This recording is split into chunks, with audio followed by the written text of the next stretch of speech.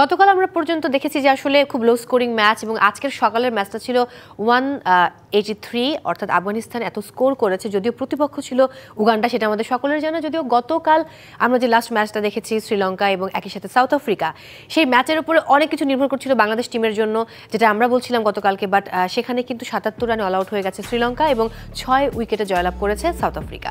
But বাংলাদেশের match দেখতে হলে ৮ তারিখ পর্যন্ত আমাদেরকে ওয়েট করতে হবে, যে ম্যাচের জন্য আমরা আসলে অধীর আগ্রহে অপেক্ষা করে আছি এবং আমাদের প্রতিপক্ষ হচ্ছে শ্রীলঙ্কা। বাট আজকের দিনে ৩টি ম্যাচ, একটু পরেই আসলে মুখোমুখি হবে স্কটল্যান্ড এবং ইংল্যান্ড, এবং তারপরে রয়েছে নেপাল এবং নেদারল্যান্ডসের ম্যাচ। দর্শক সবাইকে স্বাগত জানাচ্ছি ডিবিসি নিউজের বিশেষ আয়োজন বেলামে নিবেদিত ব্যাটে বলে বিশ্বকাপে, powered by Jamuna electronics, SSRM steel ও একই সাথে এডিয়ান টেলিকম। এবং সাথে রয়েছে আমি মৌসুমী, আমার সঙ্গে রয়েছেন ফর্মার ক্রিকেটার ও Bangladesh national cricket team Tushar Imran, এবং সেই সাথে রয়েছেন মডেল এবং অভিনেত্রী আমাদের ভালোবাসার আইরিন ইরানি। হ্যালো, ওয়েলকাম করছি। কেমন আছেন? আলহামদুলিল্লাহ। কেমন আছেন? ভালো আছি আলহামদুলিল্লাহ, আপনি কেমন আছেন? আমি খুব ভালো আছি। আজকের সকালের ম্যাচ একটু পরে যেতে চাই, আমি গতকালকের ম্যাচ দিয়ে শুরু করতে চাই। শ্রীলঙ্কা এবং সাউথ আফ্রিকা, এতটা লো স্কোরিং ম্যাচ হবে এবং সেখানে শ্রীলঙ্কাকে ৭৭ রানে অল আউট করে ফেলবে, এটা বোধহয় একটু ধারণার বাইরে ছিল। যদিও আসলে শ্রীলঙ্কা একটা কম্প্যাক্ট টিম হিসেবে খেলছে, অন্যদিকে সাউথ আফ্রিকার ইন্ডিভিজুয়ালি প্রত্যেকটা প্লেয়ার কিন্তু দুর্দান্ত। এক্সপেকটেশন ছিল যে 150 প্লাস রান করবে Sri Lanka, but wicket was very tough. আমার কাছে দেখে মনে হয়েছে এই ধরনের উইকেটে আসলে যত বড় ব্যাটারি আসুক না, ব্যাটিং করুক না কেন, against South Africa real quick বলারদের এগেনস্টে সার্ভাইভ করবে, এবং সেটাই করেছে শ্রীলঙ্কা যদিও একটা টিম হয়ে খেলার চেষ্টা করেছিল, but not up to the mark. আমার কাছে মনে হচ্ছে টপ অর্ডার ব্যাটসম্যান যদি রান না করতে পারে, লাইক 1, 2, 3, 4, তাহলে ডিফিকাল্ট হয় আসলে বড় রান করা। সেটা আসলে আমার কাছে মনে হয় সাউথ আফ্রিকা যে বলারগুলো আছে, স্পেশালি নরকে, তারপরে রাবাদা, মহারাজ, এক্সিলেন্ট বোলিং। আমার কাছে যেটা মনে হয়েছে যে তারা যে, আমরা কথা শুনতে শুনতে একটু স্কোর কার্ডটা আমার মনে হয় দেখে ফেলি। আমরা কেশব মহারাজের কথা বলছিলাম একটু আগে, 2টো উইকেট নিয়েছেন, 22 রান দিয়েছেন। কাগিজো রাবাদা 2টো উইকেট নিয়েছেন, 21 রান দিয়েছেন। অন্যদিকে আর্কিক নরখে, যিনি আসলে নরখে অনেকটা মানে আতঙ্কের নাম বলা যায় বাংলাদেশ টিমের জন্য, বিকজ দেখতেই পাচ্ছি সিনারিওটা। ডেফিনেটলি গতকালকে যে ম্যাচটা গেছে, আমরাও চেয়েছিলাম যে শ্রীলঙ্কা টিম যেন ম্যাচটা হারে, এবং হারলে আমাদের জন্য একটু হয়তো বা পজিটিভ আছে, বিকজ অফ একটু ব্যাকফুটে থাকবে তারা হারার পরে। বাট এই উইকেটের ভিতরে এই মাঠেই কিন্তু আমাদের সাথে সাউথ আফ্রিকার এগেনস্টে খেলতে হবে। ডিফিকাল্ট হবে যদি এই ধরনের উইকেট মানে হয়, মানে কুইক দেন আপনি uneven bounce, tennis ball bounce, survive করা আসলে ডিফিকাল্ট। যদি আমরা এরকম বাজে ক্রিকেট খেলি, আসলে দর্শকদের প্রত্যাশা থাকবে যে ডেফিনেটলি আমরা ভালো ক্রিকেট খেলবো, বাট এটা হতেই পারে। আমরা ওয়ার্ল্ড ক্লাস ক্রিকেটারদেরকে দেখছি যে এই ধরনের উইকেটে সার্ভাইভ করতে পারছে না। সাউথ আফ্রিকান কিন্তু এত ইজিলি চেস করতে পারেনি, হয়তো রাইট 6 উইকেটে জিতেছে, কিন্তু এত ইজি ছিল না তাদের জয়লাভটা। জি, সেটাই বলছিলাম যে এত ইজি উইকেট না। তারাও যখন ব্যাটিং করছিল দে আর স্ট্রাগল। কারোর স্ট্রাইক রেট কিন্তু 100 প্লাস কিংবা 80-90 দেখবেন না, 50, 60, 70, মানে সাউথ আফ্রিকার ব্যাটিং লাইন আপের কথা যদি বলি তাহলে। বাট এই উইকেটের ভিতরে আমার কাছে মনে হচ্ছে প্ল্যানিং অনুযায়ী খেলা উচিত, যে না ফার্স্টে আর্লি উইকেট মানে যেন না পড়ে, সেদিকে একটু বিবেচনা রাখা উচিত, যেহেতু আমাদের নেক্সট ম্যাচ আছে এই মাঠে। বাট তার আগেও আমাদের কাছে শ্রীলঙ্কার সাথে একটা ম্যাচ আছে। আমার কাছে মনে হচ্ছে শ্রীলঙ্কার সাথে আমরা বেটার ক্রিকেট খেলবো, যেহেতু এই উইকেটে খেলা না, অন্য একটা স্টেডিয়ামে খেলা হবে বা ড্রপ উইকেটে খেলা হবে। বাট আমার কাছে মনে হচ্ছে না আমরা ফেভারিট থাকবো ওই দিন। এক্স্যাক্টলি। আমরা একটু তাকিয়ে দেখি কুশল মেন্ডিস, তিনি আসলে মাত্র 19 রান করেছেন। অ্যাঞ্জেলো ম্যাথিউস, তারটা আমরা দেখছিলাম একটু আগে। আমার মনে হয় যে আমরা মানে ফলো উইকেটসটা একটু দেখে নেই এই মুহূর্তে। গতকালকের ম্যাচে টসটা ভাইটাল ছিল। টসটা জিতে আমার কাছে যেটা মনে হয়েছে, আই ফিল যে এই ধরনের উইকেটে টসটা জিতে আপনি ব্যাটিং না নিয়ে বোলিংটা নিলে আর কি অপোনেন্ট টিম কি করছে সেটা দেখতে পেতেন। আবার শ্রীলঙ্কা টিম কিন্তু দেখার সুযোগ পায়নি, তারা বিপদে পড়ে। টসটা জিতার পরে ব্যাটিং নেওয়াতে তারাই বিপদে পড়ছে। আমি এবার চলে যাব ইরানির কাছে। ক্রিকেট দেখা হয় নরমালি? হ্যাঁ, দেখা হয়। আগে খুব বেশি দেখা হতো, এখন কাজের ব্যস্ততার কারণে খুব কম দেখা হয়। আচ্ছা, ওকে। আপনি তাহলে কোন দলের মানে খুব বেশি ফ্যান বাংলাদেশ ছাড়া? আমি অস্ট্রেলিয়া। ওকে, অস্ট্রেলিয়ার কোন প্লেয়ারকে খুব বেশি ভালো লাগে? অস্ট্রেলিয়ার অ্যাডামস আছে, দেন হচ্ছে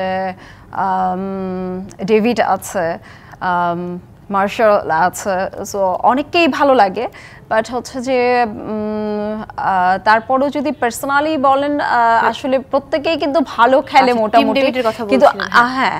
আর বাট যদি আগের কথা বলেন, সেই ক্ষেত্রে আগের প্লেয়ারদের সাথে আমি আসলে কম্পেয়ার করতে পারি না। যখন আমরা খুব ছোট ছিলাম, রিকি পন্টিং ওদের খেলা দেখতাম, তাদের সাথে কম্পেয়ার করতে গেলে আমার মনে হয় যে ওরা ওই পর্যায়ে যেতে পারেনি। ওকে ওকে ওকে, আচ্ছা ধরে নিলাম। এখনকার কথা যদি বলি, বাংলাদেশ টিম খেলতে গেছে, বাংলাদেশ টিমের কোন কোন প্লেয়ার আপনার খুব পছন্দ? বাংলাদেশ প্লেয়ারের প্রথমেই আসে সাকিব আল হাসান, অলরাউন্ডার, হ্যাঁ তাসকিন ভাইয়া, দেন হচ্ছে মাশরাফি ভাইকে খুব পছন্দ ছিল আমার।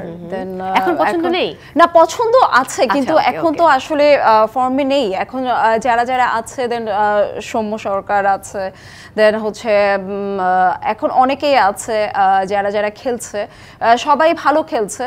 কিন্তু আমাদের অনেক সময় মনে হয় কি যে আমরা না, আমাদের টিম আসলে খেলা মানেই তো হার জিত থাকবেই, বাট আমরা কি করি, আমরা না আমাদের টিমটাকে দেখা যায় যে তাদেরকে অ্যাপ্রিশিয়েট না করে হয়তো হেরে গেল, কিন্তু আমরা বাঙালিরা এমন ভাবে তাদেরকে মানে বুলিং করতে থাকি যে তারা না মেন্টালি ভেঙে পড়ে, যে আসলে কি আমি কালকের ম্যাচটাতে কি আমি ভালো খেলতে পারবো, বা পরশুর না পারলে কি বুলিং এর শিকার হতে হবে। যেমন আমি একটা ভিডিওতে দেখেছিলাম যে ওখানে বারবার বলছিল যে সৌম্য মানে ভাই আপনি তো ডাক মারছেন, আপনাকে তো এখান থেকে মানে বিদায় নেওয়া উচিত, মানে অনেকে এর দেখছে। তো আমি দেখলাম যে এইটা যদি অন্য দেশে হতো, তারা কিন্তু বলতো যে ওকে নেক্সট টাইম, মানে আমরা আজকে ভালো খেলতে পারিনি কিন্তু পরবর্তী খেলাটা ম্যাচটা আমাদের ভালো হবে। কিন্তু আমাদের বাংলাদেশের মানুষ না, আমরা আসলে এটা করি না। সো এইটা আমার মনে হয় যে এটা একটা প্লেয়ারের জন্য মেন্টালি ভেঙে পড়ার জন্য কিন্তু যথেষ্ট কারণ। এটা ট্রু। এবং যারা আমরা শো করছি ওখানে বলা হচ্ছে যে বাংলাদেশ টিমকে বলেন চলে আসার জন্য, খেলার দরকার নেই। রাইট রাইট, মানে অনেক কিছুই হয়। সো এবং আসার পরে যেমন সাকিব আল হাসান ভালো না খেলতে পারলে সেখানে বলা হচ্ছে যে সে খেলার জন্য কি করবে, সে তো ভাই শোরুম উদ্বোধন করেই সারতে পারে না, মানে এরকমও কথা শুনতে হয়। মানে এটা খুবই দুঃখজনক, এটা খুবই এক্স্যাক্টলি। আমি এবার তুষার ভাইয়ের কাছে চলে যাব। তুষার ভাই, সাউথ আফ্রিকা শ্রীলঙ্কার কথা আমাদের হচ্ছিল, বাট আমি যদি আজকের দিনের প্রথম ম্যাচে চলে আসি, আফগানিস্তান এবং উগান্ডা, যদিও প্রতিপক্ষ এমন বোঝাই যাচ্ছিল যে আফগানিস্তান খুব ভালো করবে, তারপরে এখন ছোট দল বলে কিছু নেই, এমনটা আমরা রেগুলারই বলি হর হামেশা। কি মনে হয়েছিল আসলে সকালের ম্যাচ হবার আগে? এখানে দু একটা টিম আছে যারা আপসেট, আমার কাছে মনে হয়েছে যারা খুব ভালো পর্যায়ে যেতে পারে, লাইক আফগানিস্তান আপনি ফেলে দিতে পারবেন না। আফগানিস্তান টিম যে কোনো টিমকে বিট করার মতন অ্যাবিলিটি তাদের আছে। তাদের যে তিনজন স্পিনার রয়েছে ওয়ার্ল্ড ক্লাস স্পিনার আছে, তাদের ব্যাটসম্যানও যথেষ্ট ভালো এবং পেসার অলসো। আজকে আমরা যদি ফারুকীর পারফরম্যান্স বলি, ফারুকী যে কোনো টিমের এগেইনস্টে ভয়ঙ্কর বোলিং মানে করে থাকে আমি যতদূর দেখেছি। বাট আমার কাছে যেটা মনে হয়েছে আর কি, আফগানিস্তানের আরো কিছু রান করা উচিত ছিল। লাইক এত বড় একটা পার্টনারশিপ, গুরবাজ এবং জাদরানের ভিতরে যে পার্টনারশিপটা ছিল, তারপরে নাম্বার 3, 4, 5, 6, 7, 8 কেউ কিন্তু রান করতে পারেনি। 150+ রান পার্টনারশিপ দেওয়ার পরেও কিন্তু 183-তে অল আউট হতে হয়েছে। এই জায়গাটা বড় বড় টিমের এগেইনস্টে এই জায়গাটা একটুখানি যে ল্যাকিংসটা আছে, এই জায়গাটা যদি একটু ইমপ্রুভ কভার করতে পারে তাহলে হয়তো বড় 200+ রান করতে পারে। এবং 200, 180, 190 তারা যদি করতে পারে কোনো বড় টিমের এগেইনস্টে, ইজ ডিফিকাল্ট টু চেস তাদের এগেইনস্টে, যেহেতু তাদের তিনজন ওয়ার্ল্ড ক্লাস স্পিনার আছে এবং যে উইকেটে খেলা হচ্ছে, যে ধরনের উইকেটে খেলা হচ্ছে, ওয়েস্ট ইন্ডিজের উইকেট সাধারণত স্পিন সহায়ক উইকেট হয়ে থাকে। আমরা গত 2টা ম্যাচ দেখেছি যে ওয়েস্ট ইন্ডিজ যে ম্যাচটা জিতছে পাপুয়া নিউ গিনির সাথে, তারা স্ট্রাগল করে জিতেছে, কিন্তু মানে উইকেট অনেক টার্ন ছিল, বাউন্স ছিল, এবং পিএসজির সঙ্গে স্ট্রাগল করে জিততে হবে এরকমটা কিন্তু কেউ ভাবেনি। না, ডেফিনেটলি আমরা মনে হয় ওয়েস্ট ইন্ডিজ দুইবারের চ্যাম্পিয়ন টিম, তারা ইজিলি হয়তো বা এই রানটা চেস করতে পারবে, বাট ডিফিকাল্ট। আফগানিস্তান এই জায়গাটা যদি ইমপ্রুভ করে, 15 থেকে 30টা মানে 20টা ওভার, এই 30টা বলে তারা অনলি আমার কাছে মনে হচ্ছে 30টা রান নিয়েছে। এখানে তাদের অনেকগুলো হার্ড হিটার ব্যাটসম্যান আছে যাদের 4 ছক্কা অনেক মারতে পারে। সো এই জায়গাটা আমার কাছে মনে হয়েছে যারা একটু ইমপ্রুভ করতে পারে, বড় টিমের এগেনস্টে যদি রান করতে পারে তাহলে ডিফিকাল্ট হবে চেস করা। আর সাউথ আফ্রিকার কথা যেটা বললাম, কারণ আমরা সাউথ আফ্রিকাকে মানে অলওয়েজ বড় কোনো টুর্নামেন্টের চোখার হিসাবে বলি যে না এই টিমটা হয়তো বা কিছু করতে পারে না, বাট আমার কাছে যেটা মনে হয়েছে এই টুর্নামেন্টে, এই ওয়ার্ল্ড কাপে তারা কিছু ডিফারেন্স কিছু করে দেখাতে পারে হয়তোবা। খুব স্বাভাবিক, এবং লাস্ট ওয়ার্ল্ড কাপের ওই সিনারিও বা স্মৃতিটা মাথায় রেখে তারা চাইবে এই ওয়ার্ল্ড কাপে তেমন একটা কিছু করে দেখাতে। আমি একটু স্কোর কার্ডটা এই মুহূর্তে দেখে নিব। দুঃখিত আফগানিস্তান এবং একই সাথে হচ্ছে উগান্ডার যে ম্যাচ, সেই ম্যাচের দেখতে পাচ্ছি রহমানুল্লাহ গুরবাজ এবং ইব্রাহিম জাদরান 76-70। আমার খুব ইচ্ছে করছিল যে যদি এরকমটা হতো, এই দুজন আজকে দুটো সেঞ্চুরি করে ফেলতেন তাহলে খুব ভালো হতো। একজন 45 বলে 76, আরেকজন 46 বলে 70 করেছেন। মোহাম্মদ নাবি অপরাজিত ছিলেন। অন্যদিকে যদি একটু বলি, ফজল হক ফারুকি 5টা উইকেট নিয়েছেন মাত্র 9 রান দিয়ে। নাবিনুল হক কিন্তু মাত্র 2 ওভার বল করেছেন, 2 ওভার বল করে 2টো উইকেট এবং 4 রান। রশিদ খান 2 ওভার বল করেছেন, 2টো উইকেট 12 রান দিয়েছেন। অন্যদিকে যদি আমি উগান্ডার দিকে তাকাই, রবিনসন উবুইয়া 14 রান করেছেন মাত্র, রিয়াজাত আলী শাহ 11, বিলাল হাসান 8 এবং ব্রায়ান মাসাবাকে নিয়ে তাও একটা আশা ছিল মাসাবা হয়তো ভালো পারফরমেন্স দেখাবে, বাট সেখানে তিনি ভালো করেছেন আমার মনে হয়। উগান্ডার ক্ষেত্রে মাসাবার কথা যদি বলে, 2টো উইকেট নিয়েছেন, 21 রান দিয়েছেন এবং কসমস কিওতা 2টো উইকেট নিয়েছেন, 25 রান দিয়েছেন এবং আলপেশ রমজানি 1 উইকেট নিয়েছেন, আসলে একটু খরচে ছিলেন। রিসেন্টলি উগান্ডা কিন্তু চমৎকার ক্রিকেট খেলেছে আমার কাছে। জিম্বাবুয়ের কথাটা এখানে জিম্বাবুয়ে কিন্তু আনলাকি যে এই ওয়ার্ল্ড কাপে তারা কোয়ালিফাই করতে পারেনি, বাট রিসেন্টলি উগান্ডা শ্রীলঙ্কার সাথে খুব ভালো ক্রিকেট খেলেছে। আশা করেছিলাম যে এর থেকে ভালো ক্রিকেট খেলবে হয়তো বা এই বড় স্টেজে এসে, বাট প্রথম ম্যাচ গেল টাফ টিম এগেনস্ট আফগানিস্তানের সাথে যে কোনো টিমই খেলুক না কেন আমার কাছে মনে হয় একটু বিপদে পড়বে, বিকজ তারা কিন্তু অনেক বছর ধরে এই টি20 ফরম্যাটে বেস্ট টিম হয়ে ওঠার চেষ্টা করছে। লেটস সি যে এই টুর্নামেন্টে কি করতে পারে তারা। এক্স্যাক্টলি। আরও দুটো খেলা রয়েছে আজকের দিনে। আর যদি আমি একটু যাই সেই খেলায়, ইংল্যান্ড এবং স্কটল্যান্ড, কি মনে হচ্ছে? কেনসিংটন ওভাল স্টেডিয়ামে হচ্ছে আজকে খেলা রাত 8:30টায়। ইংল্যান্ড আমার কাছে মনে হচ্ছে অনায়াসে ম্যাচটা জিততে পারে, বিকজ তাদের যে batting line up, bowling line up, Jos বাটলারের টিম অবভিয়াসলি, এবং টি20তে তারা চ্যাম্পিয়ন টিম এবং চ্যাম্পিয়ন কিছু প্লেয়ার আছে, লাইক আইপিএলে তারা অসাধারণ কিছু পারফরমেন্স করে দিয়েছে। এই জন্য ডিফারেন্সটা হয়তো বা তৈরি করে দেবে স্কটল্যান্ডের এগেইনস্টে। এবং স্কটল্যান্ডের কি তেমন কোনো সুযোগ রয়েছে যে একটা ডিফারেন্ট কিছু দেখানোর বা একটা চমক হয়তো হয়ে আসতে পারে? যেহেতু আপনি যদি ইংলিশ উইকেটে খেলা হতো তাহলে হয়তো বা একটা সুযোগ থাকতো, বাট উইকেটটা আসলে ডিফিকাল্ট। এই উইকেটে আজকে মনে হয় ইউএসএতে খেলা আসলে একটু ডিফিকাল্ট হবে, যেহেতু ইংল্যান্ড অনেকদিন ধরে ক্রিকেট খেলে। ইংল্যান্ড তো আসলে ক্রিকেটটা শুরু করেছে ইংল্যান্ড, সো এই এখন মনে হয় না স্কটল্যান্ড অঘটন কিছু করে দেখাতে পারবে। আমি একটু ইরানির কাছে যাবো। ইরানি, ইংল্যান্ড নাকি স্কটল্যান্ড, কার ফেভারে আছে? আমার মনে হয় যে ইংল্যান্ড ভালো করবে এবং করার কথা, বিকজ ভাইয়া তো বলেই দিল যে তাদের অভিজ্ঞতাও বেশি এবং তারা অনেক আগে থেকে ক্রিকেট খেলে আসছে। আর ইংল্যান্ডের টিমটাও আমার মনে হয় যে একটু শক্তিশালী বেশি, সো আমরা মনে হয় যে ইংল্যান্ডটা জেতার সম্ভাবনা বেশি আর কি স্কটল্যান্ডের থেকে।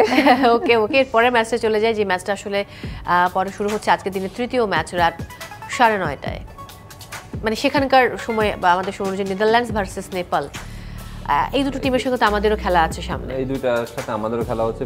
ম্যাচটা আসলে ওয়াচ করা উচিত আমাদের ক্রিকেটাররা যদি ওয়াচ করে। লাইক আপনি আমরা তো এক্সপেকটেশন করছি না আমরা এই ওয়ার্ল্ড কাপে ভালো কিছু করে দেখাবো, বাট পারফরমেন্স সেটা বলে না, গ্রাফটা সেটা বলে না। তারপরেও হোপ তো থাকবেই যে না আমরা কিছু ভালো করে দেখাবো।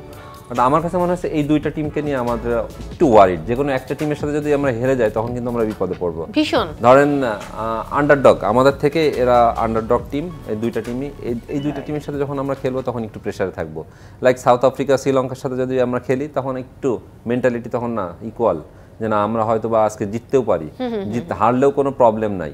এই যে দর্শক যে প্রেসার বলুন না, এটা ভীষণ প্রেসার ভাইয়া, এটা আসলে। এবং ছোট টিমের সাথে যদি কোনো অ্যাক্সিডেন্ট হয় তখন দর্শকরা কিন্তু মানে যাচ্ছে তাই কথাবার্তা বলে, মানে তখন আর মুখে করে লাগাম থাকে না যে আরে তুমি নেদারল্যান্ডের সাথে হেরে গেছো বা হচ্ছে নেপালের সাথে হেরে গেছে। এরকম ছোট টিমের সাথে যদি তুমি না পারো, তুমি বড় বড় টিমদের সাথে কিভাবে খেলবা? ভাই আপনারা চলে আসেন, সবাই দেশে আর খেলার দরকার নেই। আমাদের এখন কথা বলার দরকার নেই, একটা ছোট ব্রেক নিয়ে ফিরে আসছি। দর্শক, সময় হয়েছে বিরতি নেবার। আপনারা দেখছেন বেলামে নিবেদিত ব্যাটে বলে বিশ্বকাপে, পাওয়ার্ড বাই যমুনা ইলেকট্রনিক্স এবং SSRM এডিএন টেলিকম। সবাই অনেক ভালো থাকুন, আমাদের সঙ্গে থাকুন, আমরা এক্ষুনি ফিরে আসছি। দর্শক, ফিরে এলাম ব্রেক থেকে। সবাইকে আরও একবার ওয়েলকাম করছি বেলামে প্রেজেন্স ব্যাটে বলে বিশ্বকাপে। আবারও ওয়েলকাম করছি আমি মৌসুমিমু, এবং আমার সঙ্গে রয়েছেন former cricketer Bangladesh national cricket team Tushar Imran, এবং সেই সাথে রয়েছেন আমাদের ভালোবাসার অভিনেত্রী এবং মডেল ইরানি। আমরা আসলে একটু আপনার কাছে যেতে চাই।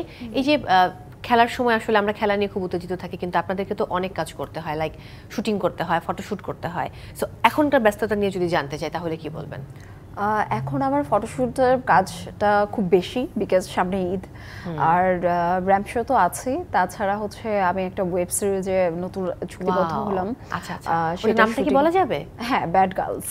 ওকে ওকে, বাট আমরা জানি যে ইরানি গুড গার্ল, বাট আমার সাথে আরো অনেকে আছে এটার মধ্যে এক ঝাঁক তারকার এই দেখতে পারবো যখন আমরা এটা রিলিজ হবে আর কি। আমাদের এটা কোন প্ল্যাটফর্মে আসছে?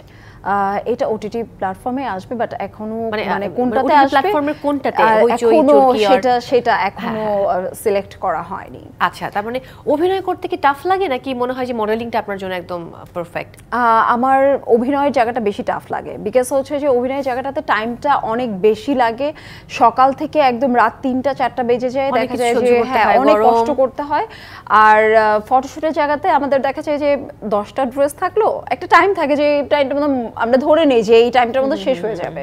অ্যান্ড দেন র্যাপ শোর জায়গাটা সেম, দেখা যায় যে আমাদের সন্ধ্যার পরে স্টার্ট হচ্ছে, আমরা জানি যে আচ্ছা আমাদের 9টা বা 8টা নাগাদ স্টার্ট হবে, আমাদের 15 মিনিটের একটা কিউ শেষ হয়ে যাবে।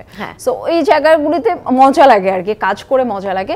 বাট আমি অভিনয়ের জায়গাটাতেও খুব স্বাচ্ছন্দ্য বোধ করি, কিন্তু কষ্টটা একটু বেশি হয়। এটা ট্রু, এটা আমি আপনার সাথে সম্পূর্ণ একমত যে অভিনয় করতে গেলে সকাল থেকে সন্ধ্যা অনেক কষ্ট, প্রচন্ড গরম সহ্য করতে হবে, নোংরা পরিবেশেও মানে চরিত্রের প্রয়োজনে সেটা করতে হয়, সেখানে অ্যাডজাস্ট করে নিতে হয়। আর মডেলিং করতে গেলে এটার দরকার নেই, সাজুগুজু করো, এসির মধ্যে গিয়ে হাঁটো র্যাম্পে, অন্যরকম একটা ব্যাপার। ভাইয়ের কাছে চলে যাব, নেপালের প্রসঙ্গে যেতে চাই। নেপালের এবারের প্লেয়াররা কিন্তু খুবই ইয়াং, এবং আমরা জানি যে তাদের, আমি যদি ভুল না করি, তাদের ক্যাপ্টেনের বয়স হচ্ছে 21 ইয়ার্স ওল্ড।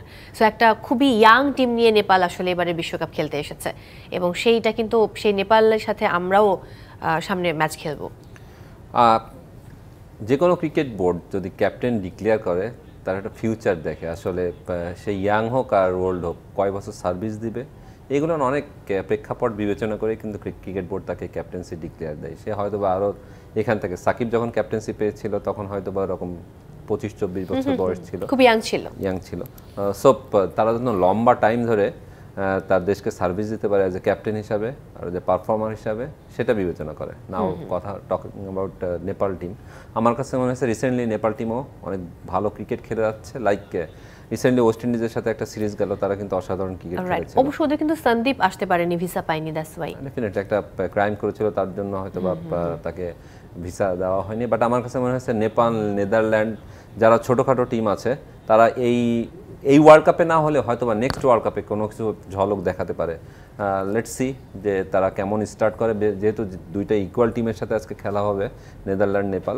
সো আমার কাছে মনে হয় নেদারল্যান্ড একটু এক্সপিরিয়েন্স টিম এবং অনেকদিন ধরে এই টি20 ফরম্যাটে ক্রিকেট খেলে যাচ্ছে। সো আমি তাদেরকে এগিয়ে রাখবো, নেদারল্যান্ডকে। ওকে, আমরা একটু এবার পর্দায় চোখ রাখবো। আমাদের সঙ্গে এই মুহূর্তে যুক্ত হবেন আমাদের সহকর্মী আব্দুল্লাহ হীরা, আমেরিকা ডালাস থেকে। হীরা ভাই, কেমন আছেন? অনেকদিন পর আপনাকে দেখছি, এবং একটু পরেই খেলা শুরু হয়ে যাবে ইংল্যান্ড এবং স্কটল্যান্ডের। এবং একটু আগে আমাদের এখানে কথা হচ্ছিল যে ইংল্যান্ড জশ বাটলারের টিম, এবং তারা আসলে অনেকটাই এগিয়ে রয়েছে স্কটল্যান্ড থেকে। তারপরেও মনে হয় যে এবারের বিশ্বকাপে তো বলা যায় না, কোনো দলই আসলে ছোট না, যে কোনো দল তাদের ঝলক কিন্তু দেখিয়ে দিতে পারে। কি বলতে চাইবেন? টি20 বিশ্বকাপে তো এরকম হতেই পারে, এখানে শর্ট ফরম্যাটে খেলা, আপনি যেমনটা বলছিলেন কেমন আছেন, এখানে কিন্তু এখনো ঠিকভাবে আলো ফোটেনি, মানে যদিও বা স্থানীয় সময় সম্ভবত 7:30টার মতো সকাল, কিন্তু মেঘলা আবহাওয়া, গুড়ি গুড়ি বৃষ্টি হচ্ছে, যে কারণে মানে একেবারেই আর্লি মর্নিং আপনার সঙ্গে যুক্ত হয়েছি, যেখানে আপনার ওখানে সম্ভবত 6:30 বাজে। ডালাসের সঙ্গে নিউ ইয়র্কের সময়ের পার্থক্য 1 ঘন্টা, মানে সেখানে বাংলাদেশের সঙ্গে সময় আরো 1 ঘন্টা বেড়ে গেছে। আমি একটু আগে যখন আমাকে অফিস থেকে জানানো হয়, তখন আমি একটু সেই নিউ ইয়র্কের টাইমে ধরে রেখেছিলাম যে 2 ঘন্টা পর হবে, অর্থাৎ স্থানীয় সময় আমরা সকাল 8টার দিকে, 8:20-এর দিকে কানেক্ট হলেই হয়ে যাবে। তখন মনে হলো যে না, সময়ের পার্থক্য হয়ে গেছে। যেটি বলছিলেন যে স্কটল্যান্ড বা ইংল্যান্ড এই খেলাগুলোতে বড় দলকে, অর্থাৎ জায়ান্ট কিলার কেউ হয়ে উঠতে পারে কিনা, হতেই পারে। টি20 বিশ্বকাপে কিন্তু এটা আমরা প্রায়ই দেখি, সবসময় এটা কেউ না কেউ করে দেখায়। একটু আগে আপনার কথা বলছিলেন নেপাল নিয়ে, নেপাল এবং নেদারল্যান্ডস এর যে খেলাটি, সেই খেলাটির দিকে অবশ্যই আমাদেরও চোখ থাকবে, কেননা একই গ্রুপে বাংলাদেশ খেলবে, এবং বাংলাদেশকে তো যেভাবে খেলা প্রদর্শন করছে, সেই কারণে কিন্তু নেদারল্যান্ডস বাংলাদেশকে হারিয়ে দিবে এরকম কিন্তু কথা হচ্ছে, অনেকে ধারণা দিয়েছেন বা অনেকে ফোরকাস্ট করছেন যে নেদারল্যান্ডস বাংলাদেশকে যেভাবে বাংলাদেশ খেলছে সেখানে নেদারল্যান্ডস বাংলাদেশকে হারিয়েই দিতে পারে। এরকম একটা ব্যাপার। আর বাংলাদেশ দল নিয়ে যদি কোনো কিছু জানার থাকে আমার কাছে কিছু বিষয় ছিল। নিশ্চয়ই নিশ্চয়ই আমি এটা জানতেই চাই, কারণ শ্রীলঙ্কাকে আমরা দেখেছি যে ৭৭ রানে তারা অল আউট হয়ে গেছে সাউথ আফ্রিকার সঙ্গে। সেখানে শ্রীলঙ্কাও আমাদের প্রতিপক্ষ, অন্যদিকে সাউথ আফ্রিকাও সেম। সো শ্রীলঙ্কার সাথে যেহেতু প্রথম ম্যাচ ৮ তারিখে, সেই জায়গায় শ্রীলঙ্কা আসলে চাইবে অবশ্যই সেই ম্যাচটা উইন করতে, যেহেতু একটা ম্যাচ তারা হেরে গেছে প্রথম ম্যাচটা। তো একটু যদি জানতে চাই যে শ্রীলঙ্কা আমাদের জন্য কতটা মানে ভয়ঙ্কর হতে পারে। শ্রীলঙ্কা যেহেতু তাদের নিজেদের ম্যাচে হেরে গেছে সাউথ আফ্রিকার বিপক্ষে, খুব খারাপ পারফরমেন্স করেছে, ব্যাটিংটা একেবারেই হয়নি। ওই উইকেটে আসলে নিউ ইয়র্কেই খেলা হয়েছে যতটা মনে পড়ছে, সেইখানে কিন্তু যে রকম খেলা হয়েছে সেই খেলাটা আসলে টি-টোয়েন্টি ফরম্যাটে উপভোগ্য হওয়ার কোনো কারণই নেই। এই ধরনের উইকেট প্রদর্শন হলে আমাদের দেশে এরকম আয়োজন হলে সেখানে কিন্তু ডিমেরিটস পয়েন্টস যুক্ত হতো এবং অনেক কিছুই হতে পারতো। এ নিয়ে আমরা ফেসবুকে আমরা দেখলাম লেখালেখি, যে যারা পিচ কিউরেটর হিসেবে কাজ করেন আমাদের দেশে তারা বলছিলেন এইরকম একটা মন্তব্য। যাই হোক, শ্রীলঙ্কা প্রথম ম্যাচে হেরে যাওয়ার কারণে, দুঃখিত, প্রথম ম্যাচে হেরে যাওয়ার কারণে বাংলাদেশ কিছুটা স্বস্তিতে, কারণ শ্রীলঙ্কার চাপ নিয়ে খেলতে হবে দ্বিতীয় ম্যাচে। আর বাংলাদেশ এই চাপ, অর্থাৎ শ্রীলঙ্কার এই চাপটা যদি বাংলাদেশ কাজে লাগাতে পারে, অর্থাৎ বাংলাদেশ দেখছে যে মানে শ্রীলঙ্কাকে যদি হারাতে পারে তাহলে তাদের গ্রুপে, বাংলাদেশের গ্রুপে মাইটি হিসেবে সাউথ আফ্রিকা বেশি এগিয়ে থাকলে ক্ষতি নেই, কারণ একটা গ্রুপ থেকে তো দুটি দল যাবে। সেখানে সেকেন্ড দল হিসেবে বাংলাদেশের চান্সটা উজ্জ্বল হতে পারে যদি শ্রীলঙ্কাকে হারাতে পারে। এখন দিন শেষে তো হারাতে হবে, মানে বাংলাদেশকে তো জিততে হবে। সেই জেতার জন্য যে ব্যাটারদের আত্মবিশ্বাস দরকার, এদিকে বোলিং এর সংকট তৈরি হয়ে গেছে, আপনি ইতিমধ্যেই জেনে গেছেন বা এখানে যারা আছেন, বোলার সংকট, অর্থাৎ পেস বোলারের শরীফুল ইনজুর হওয়ার পরে বোলিং এর যে প্রবলেম হয়েছে, তাসকিনও ইনজুরি নিয়ে দলের সঙ্গে ছিলেন। তাসকিন আসলে কতটা ফিট হয়ে ওঠেননি, যদিও তাসকিনকে চেষ্টা করা হচ্ছে, বুধবার এই দুটি বিষয় কনফার্ম করবে দল। সেই জায়গায় কিন্তু বোলার রয়েছে পেসার 2 জন, সেখানে ধারণা করা হচ্ছে সৌম্যকে ট্রাই করা হচ্ছে যে পার্ট টাইম কয়েক ওভার যাতে মিডিয়াম পেস দিয়ে কাভার করা যায়। এই যে অবস্থা, আবার ব্যাটসম্যানরা আত্মবিশ্বাসে নেই। দিন শেষে শ্রীলঙ্কা যতই চাপে পড়ুক, তাদেরকে হারানোর মতো করেই তো নামতে হবে। সেই আত্মবিশ্বাসটা তো বাংলাদেশে থাকতে হবে, সেটা কিন্তু বেশ খানিকটা কম আছে। আরেকটা বিষয় বলতে চাই, তুষার ইমরান এখানে আছেন, আমি তুষার ইমরানের কাছ থেকে জানতে চাই, তুষার ভাই, এই যে ডালাসে 2 দিন থাকলো বাংলাদেশ দল, আমরা যতটা দেখেছি অন্যান্য দলগুলো নেটে প্র্যাকটিস করে একদম ব্যাটিং প্র্যাকটিসে নিজেদের মানে মানে সবাই যে যার মতো করে ঝড় তুলছেন। আমরা একই দিন, অর্থাৎ গতকালই ঐচ্ছিক অনুশীলনে শুধু অংশ নিয়েছিলেন তাসকিন, এবং তাসকিনের অংশ নেওয়ার কারণটা হলো তাসকিন নিজেকে ফিট প্রমাণের জন্য পরীক্ষা দিচ্ছেন যে কতটা ফিট আছে, নিজের গতিতে বল করতে পারেন কিনা। একই নেটে পাশে বাবর আজমরা ব্যাটে ঝড় তুলছিলেন প্র্যাকটিসে। তো বাংলাদেশের যারা আরো রয়েছেন, যারা খেলোয়াড়, তারা আসলে কিভাবে সময় কাটাচ্ছেন? মানে প্র্যাকটিসের বাইরে কি আর কোনো সুযোগ আছে নিজের আত্মবিশ্বাস ফেরানো বা নিজের প্রতি কনফিডেন্স যেভাবে চান মাঠে সেই রকম ফেরানোর? একটু আপনার কাছ থেকে ফরমাল ক্রিকেট হিসেবে আমার জানা রাখলো, আমি নিজে আসলে এটার প্রশ্নের উত্তর খুঁজে পাচ্ছি না। জি, কি বলতে চাইবেন? অল অ্যাবাউট টিম ম্যানেজমেন্টের পার্ট। এটা আসলে কখন কিভাবে প্র্যাকটিস করবে, আমার কাছে মনে হচ্ছে আমরা রিসেন্টলি যে ধরনের ক্রিকেটটা খেললাম আর কি, প্র্যাকটিস ম্যাচ বলেন, তারপর ইউএস এর সাথে যে সিরিজটা খেললাম, তাতে এনাফ ক্রিকেট হয়ে গেছে। একটু রেস্টেরও প্রয়োজন আছে, হয়তো বা ম্যাচের আরও 2-3 দিন বাকি আছে। আমাদের কিন্তু একটা বিশাল একটা গ্যাপ আছে আর কি, লাইক 8 তারিখে শুরু হয়ে গেছে, 2 তারিখ থেকে 8 তারিখে আমাদের খেলা।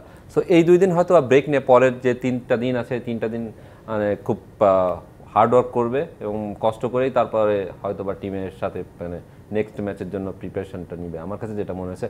না হলে আপনি এই 2টা দিন যদি ব্রেক না নিতেন, তাহলে কন্টিনিউয়াসলি আপনি একটা সপ্তাহ ট্রেনিং এর ভিতরে থাকতেন। এটা একটু ডিফিকাল্ট হয়ে যায়। তুষার ভাই, একটু বলতে চাই, সেটি আপনার কথা আমি মানলাম যে এনাফ খেলা হয়ে গেছে, কিন্তু এমন তো যারা লেজেন্ড ছিলেন, লেজেন্ড ব্যাটসম্যান ছিলেন, এমন তো 2-1জনকে আমরা দেখতেই পেতাম যে তারা ব্যাটিং প্র্যাকটিস করার জন্য অন্তত গিয়েছেন, যেখানে তাসকিন ছিলেন। আরো 2 জন ব্যাটসম্যান তো যেতে পারতেন, অফ ফর্মে তো অনেক ব্যাটসম্যান রয়েছেন, বা একজন ব্যাটসম্যান তো ভাবতে পারতেন যে আমি নেটে যে আমি আমার ব্যাটিংটা জাস্ট, আমি বলছি আপনার ফর্মাল কথার বাইরেও তো আমরা কিছু এরকম ভাবতেই পারতাম, কাউকে দেখতেই পারতাম, সেটা কিন্তু দেখছি না। আসলে ব্যাপার হচ্ছে যে বাংলাদেশ দল তো এমন লিজেন্ডদের দিয়ে গড়া না যে যারা চাইলেই যে কোনো দলকে তুড়ি মেরে উড়িয়ে দিতে পারে তার দিনে।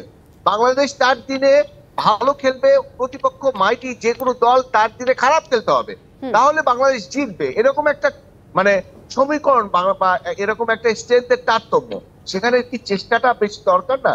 আরেকটি কথা বলতে চাই যে বাংলাদেশ দলের যে অনুশীলনী স্ক্যাজুয়াল, সেখানে আজকে পূর্ণাঙ্গ অনুশীলন করার কথা রয়েছে। ওই পূর্ণাঙ্গ অনুশীলনের পরে আমি যতটা জানতে পেরেছি টিম ম্যানেজমেন্ট থেকে আবার গ্যাপ দেওয়া হবে, গ্যাপ দিয়ে শেষের দিকে আবার ম্যাচের আগের দিন সম্ভবত অনুশীলন রাখা হয়েছে। আমার কথা মানসিকভাবে প্রস্তুত হওয়ার জন্য এরকম একটা ব্যাপার হতে পারে, কিন্তু আমাদের দলটা তো টোটাল স্ট্রেন্থ শো করলেও একটা পূর্ণাঙ্গ দলকে হারানোর ক্ষমতা রাখে না যদি তারা খারাপ না খেলে। তো practice makes a man perfect, এটা তো সবসময় আমরা দেখেছি এবং সচিন টেন্ডুলকারের উদাহরণ দেওয়া হয়, সবাইকে এরকমই তো উদাহরণ দেওয়া হয় যে খারাপ সময়গুলোতে তারা খুব বেশি মনোযোগী হতেন অনুশীলনে। এনিওয়ে বাংলাদেশ দলের ক্ষেত্রে সেসব হয়তো মানে না। হ্যাঁ, দেখা যাবে। Thank you so much hero ভাই আমাদের সঙ্গে যুক্ত হওয়ার জন্য। দেখা যাক কি হয় 8 তারিখে, ওই মুহূর্তগুলো দেখার অপেক্ষায় আমরা আসলে ওয়েট করে আছি। আপনার সাথে আবারও কথা হবে আমাদের পরবর্তী শোতে। Thank you so much for connect.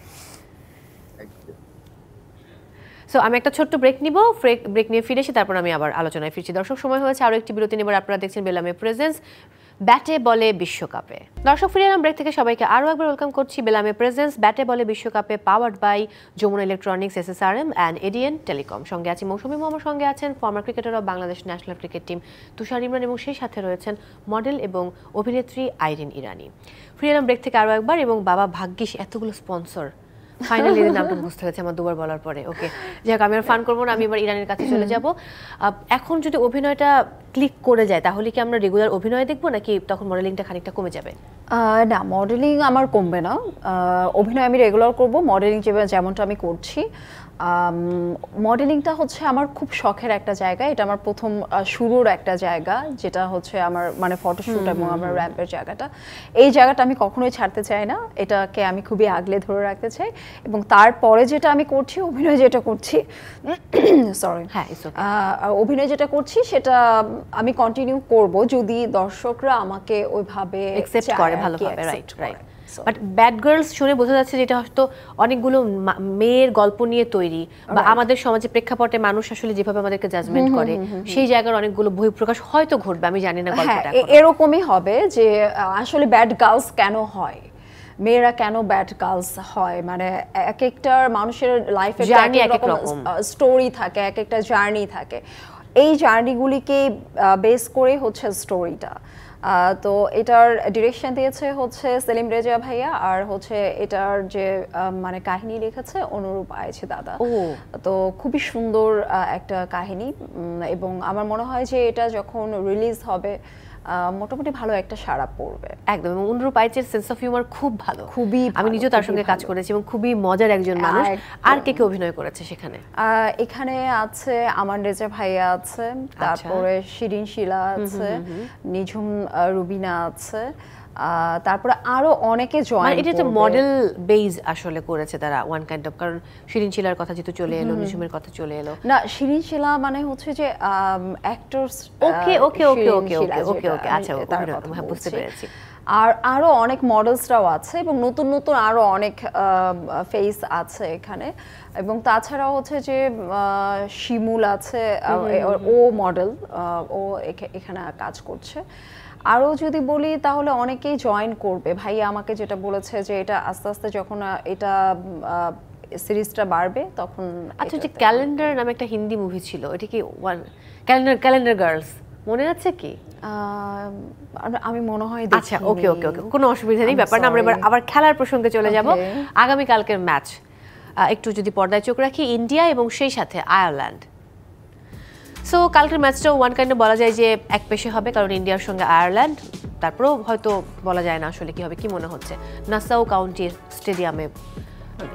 আসলে এনিবডিজ গেম, যে যেদিনকে ভালো ক্রিকেট খেলবে সে সেদিনকে কিন্তু তার টিমকে উইন করাতে, আমার কাছে যেটা মনে হয়েছে, উইন করতে পারে। লাইক ইন্ডিয়াকে যদি ধরেন, আয়ারল্যান্ড টিমকে ধরেন, ডেফিনেটলি ইন্ডিয়া এগিয়ে থাকবে, নো ডাউট, বিকজ তাদের যে ব্যাটিং স্ট্রেংথ, তারপর বোলিং স্ট্রেংথের কথা যদি বিবেচনা করেন, আমার কাছে মনে হচ্ছে সুপার 4-এ যাওয়ার জন্য ইন্ডিয়া আছে। তারপরে আমি এখনই যদি বলে দিতে পারি, ইন্ডিয়া, ইংল্যান্ড, অস্ট্রেলিয়া আর সাউথ আফ্রিকা, এই চারজনকে আমি ধরে রাখছি।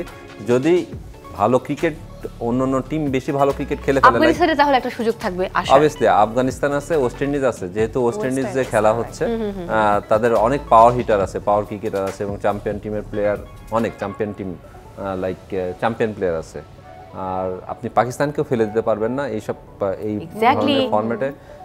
তারপরেও ধরেন ইউএসও কিন্তু একটা থ্রেট দিয়ে রেখেছে যে আমরা হয়তো বা ইন্ডিয়া কিংবা পাকিস্তানকে যে কোনো একটা টিমকে মানে ধরতে পারে, বাট ইন্ডিয়ার সাথে জিততে গেলে যে কোনো টিমকে ক্যালকুলেটিভ ক্রিকেট খেলতে হবে, এখানে স্মার্ট ক্রিকেট খেলতে হবে। বাট ইন্ডিয়া টিম জানে হাউ টু হ্যান্ডেল, মানে ছোটোখাটো টিমের সাথে তারা কিন্তু তেমন পাত্তা দেয় না। তাদের যে প্রিপারেশন এবং তাদের যে পুরো মানে বহর নিয়ে তারা যেভাবে আসলে ওয়ার্ল্ড কাপ খেলতে যায়, তো ওটা ইন্ডিয়ার টিমকে নিয়ে আলাদা করে বলার কিছু থাকে না। যদি আমি একটু ইরানের কাছে যাই, ইন্ডিয়া টিমের সবচেয়ে পছন্দের প্লেয়ারকে? বিরাট। ও সব মেয়েরা বিরাট পছন্দ করে। আচ্ছা, ওকে ওকে।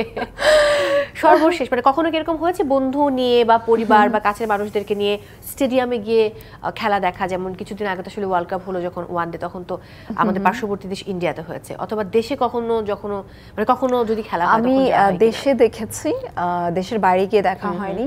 দেশে আমি দেখেছি এবং যখন আমাদের এখানে যখন সিলেট স্ট্রাইকার এন্ড দেন হচ্ছে খুলনা স্ট্রাইকার, হ্যাঁ, যখন করেছে আমি তখন আমাকে প্রমোশনাল করার জন্য আমাকে সিলেক্ট স্ট্রাইকারের হিসেবে আমাকে হায়ার করা হয়েছিল এই বছর। হ্যাঁ, গত বছর মানে 23-এর কথা বলছি। তো তখন আমি সিলেট স্ট্রাইকারকে আমি প্রমোট করেছি এবং আমি ইয়েতে গিয়ে আমি স্টেডিয়ামে গিয়ে খেলা দেখেছি এবং আমি খুব এনজয় করেছি, ভালো লেগেছে। এবং তাছাড়াও দেখা যায় যে মাঝে মাঝে গিয়ে খেলা দেখা হয় ফ্রেন্ডসরা মিলে। ওকে, দ্যাটস গ্রেট। সিসিএল খেলা হয়নি?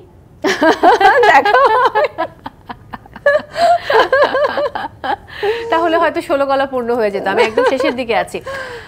ফার্স্টে আজকে একটু পরে যে match England Scotland, go for England or Scotland? Obviously England, বিকল্প তো কোনো দেখি না, সুযোগ নেই। England same. ওকে, কিন্তু কিছু যদি বলতে বলি যে স্কোর কত আশা করছেন এই মাঠে, তাহলে কি বলবেন?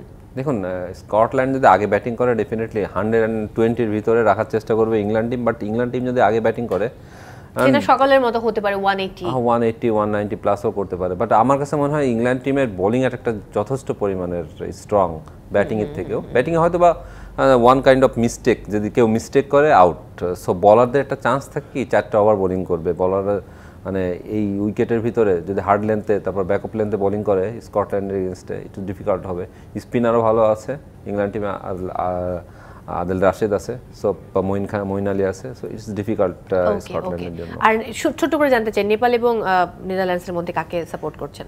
নেদারল্যান্ডকে এগিয়ে রাখবো আমি। ওকে, আমিও নেদারল্যান্ড প্রথমে বলেছি। Thank you so much for coming.